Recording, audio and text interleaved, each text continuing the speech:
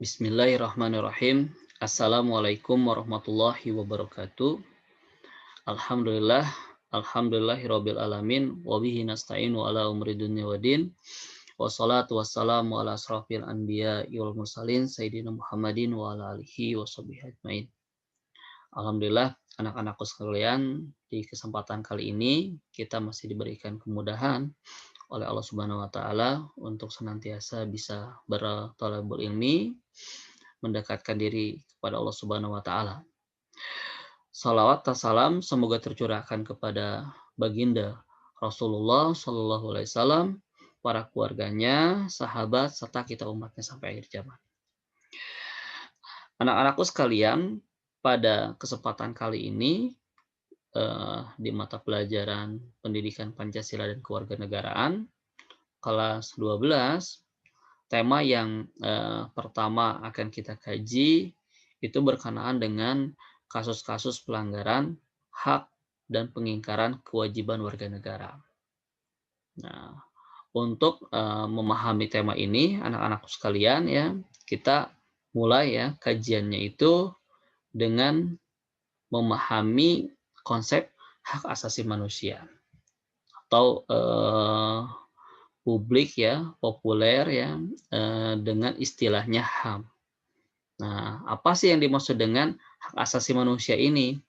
Hak asasi manusia ini, anak-anakku sekalian, itu adalah hak yang melekat pada diri setiap manusia. Artinya, semua orang yang ada di muka bumi ini memiliki hak asasi manusia. Nah, lalu apa sih yang termasuk daripada hak asasi manusia itu? Yang termasuk daripada hak asasi manusia itu meliputi hak hidup, hak kebebasan, dan hak bahagia. Nah, jadi itu ya yang menjadi hak asasi manusia. Manusia itu berhak untuk hidup, manusia itu berhak untuk bebas begitu ya, memiliki kebebasan dan juga memiliki hak kebahagiaan. Nah, di sini dihubungkan dengan yang menjadi ciri khas daripada hak asasi manusia itu sendiri begitu ya. Nah, yang pertama itu hakiki ya, ciri khas daripada HAM itu. Hakiki itu apa maksudnya? Hakiki itu adalah secara kodrati ya, secara sunatullah, mulai sejak lahir ya, manusia itu sudah memiliki HAM. Sampai kapan? Sampai dia meninggal dunia. Nah, itu ya sesuatu yang yang menjadi hakiki begitu ya. Ya hak hidup yaitu dari lahir sampai meninggal gitu ya, dia memiliki hak itu begitu. Lalu kemudian HAM juga bersifat universal. Apa yang dimaksud dengan universal? Universal itu maksudnya semua orang yang ada di muka bumi ini memiliki hak asasi manusia. Dia mau orang Eropa, dia mau orang Afrika, dia mau orang yang tinggal di kutub, dia yang mau berkulit putih, dia yang mau berkulit kuning, dia yang rambutnya pirang, dia yang rambutnya kribo, ya, itu semuanya memiliki hak asasi manusia, tidak terkecuali. Lalu kemudian hak asasi manusia juga ya, itu idealnya tidak boleh dicabut, gitu ya.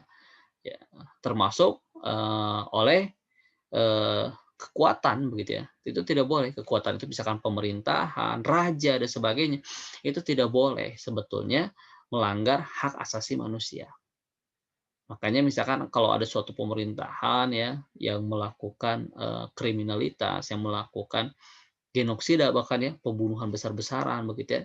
Nah, itu sebetulnya sedang melanggar apa yang menjadi ketentuan hak asasi manusia. Dan itu berat sekali ya, banyak penentangan di seluruh dunia. Lalu kemudian HAM juga memiliki ciri khas tidak bisa dibagi. Apa yang dimaksud dengan tidak bisa dibagi? Karena semua orang punya daripada hak asasi manusia. Oleh karena itu, karena semua orang sudah memiliki, ya semua orang tidak perlu ya hak asasi itu diberikan gitu ya dari orang lain ya atau didapatkan dari luar selain dirinya.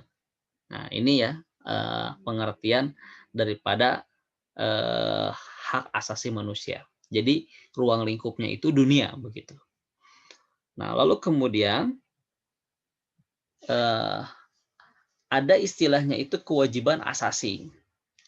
Apa sih yang dimaksud dengan kewajiban asasi? Nah, kewajiban asasi ini adalah konsekuensi daripada adanya hak asasi manusia.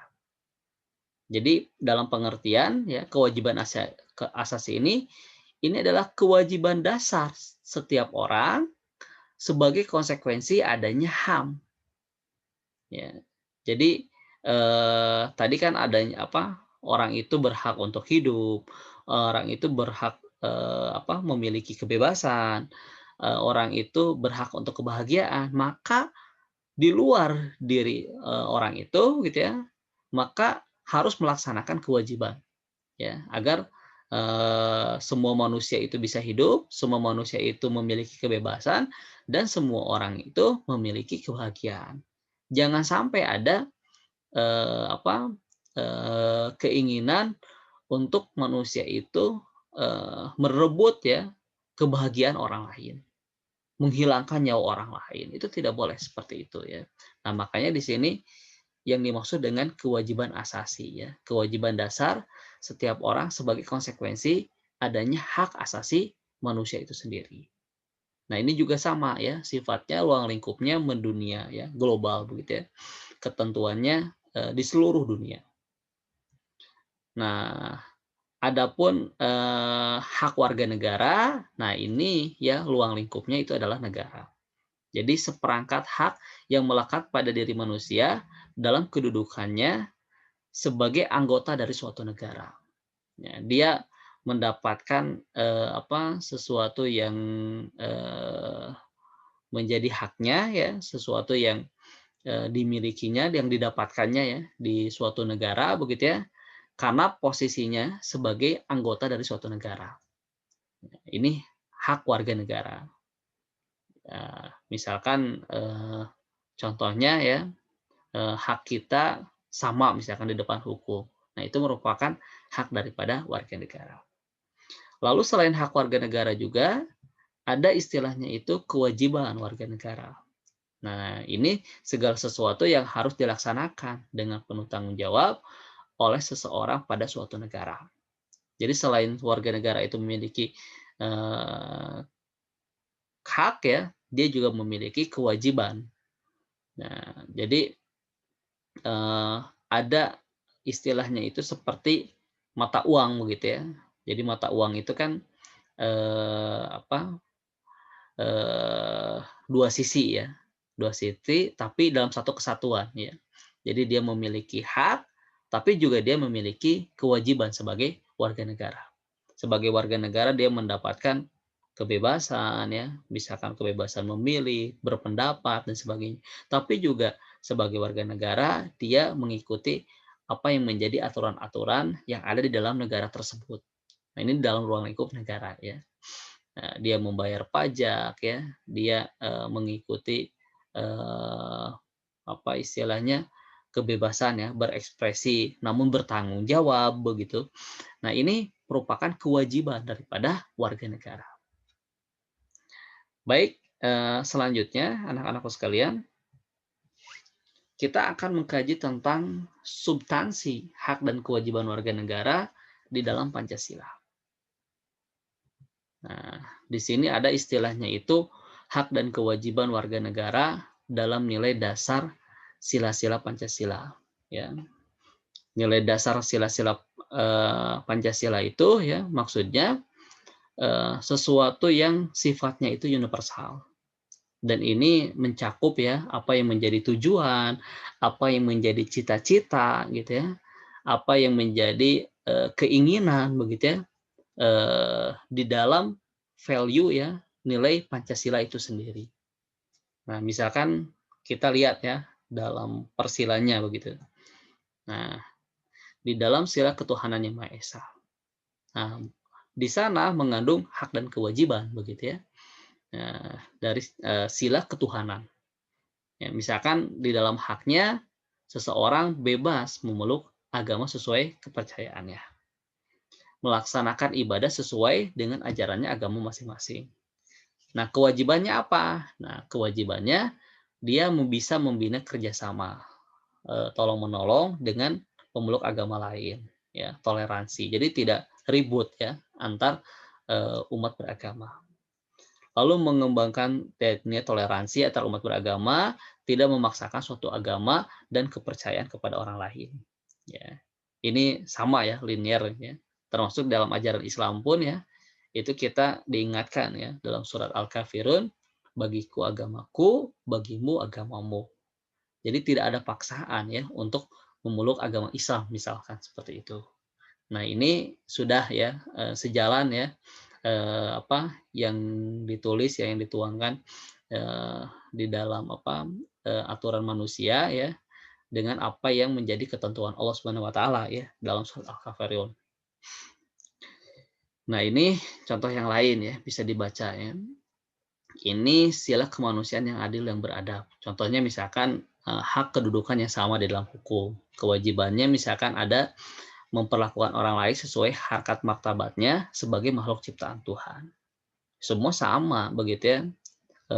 Apa walaupun dia beda ras, beda suku, beda golongan, beda agama gitu ya, tapi posisinya sama sebagai manusia. Maka di sini kita harus menjunjung ya kemanusiaan yang adil dan beradab. Nah, dalam ruang lingkup hak dan kewajiban. Seterusnya ya, misalkan Persatuan Indonesia ya. Di dalam Indonesia misalkan dalam keberagaman yang terjadi kepada masyarakat Indonesia seperti hak mengembangkan budaya daerah untuk memperkaya budaya nasional. Nah, kewajibannya misalkan ya menempatkan kepentingan bangsa dan negara di atas kepentingan pribadi atau golongan.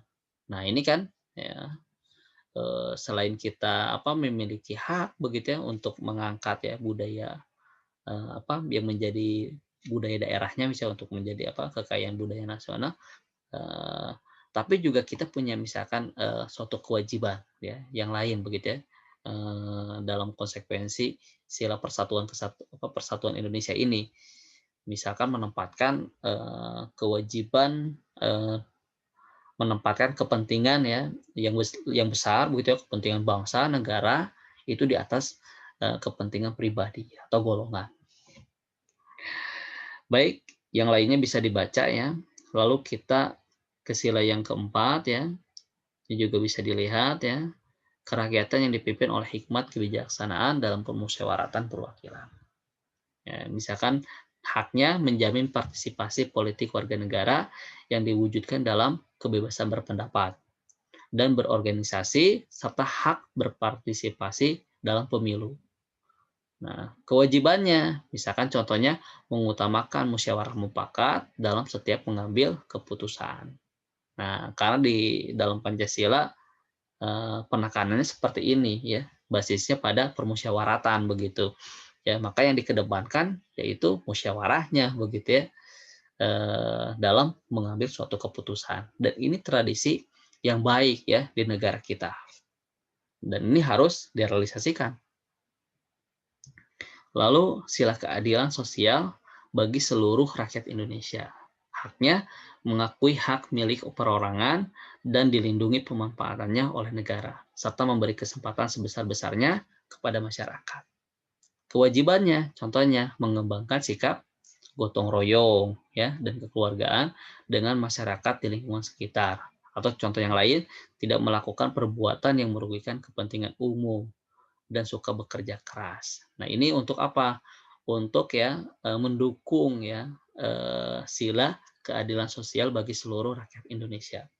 Nah, ini ya anak-anakku sekalian ya dalam penekanan nilai dasar ya Pancasila.